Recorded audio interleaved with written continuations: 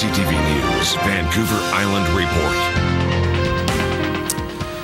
Good evening. Thank you for being here. A transport truck lost control and flipped into the ditch on the Nanaimo Parkway today after a car jumped the median and hit the truck's rear axle.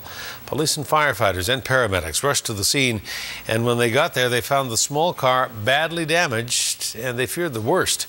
CTV's Scott Cunningham was there. Drawn in by flashing lights, few passing drivers on Nanaimo's Parkway can avert their gaze, staring at a scene which strikes fear into most behind the wheel. The 19-year-old female driver, for whatever reason, lost control and ended up going northbound in the southbound lane where she struck the 10-ton truck. Originally got dispatched for a two-car motor vehicle accident on the highway here with a semi on the side. This is the impact zone. A mid-sized sedan smashes into the rear axle of an oncoming semi. The car violently spins out of control while the truck flips into the ditch. In an afternoon downpour, something sent this blue car into oncoming traffic.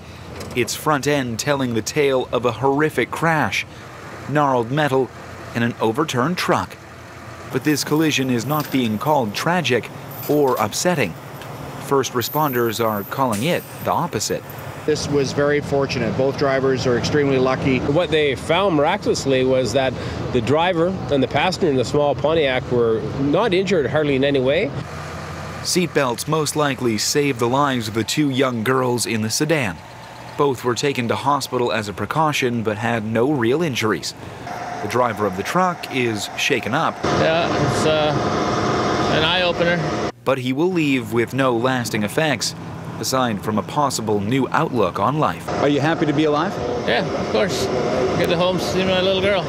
RCMP are investigating the afternoon collision, but say no charges are being considered at this point. Scott Cunningham, CTV News, Nanaimo.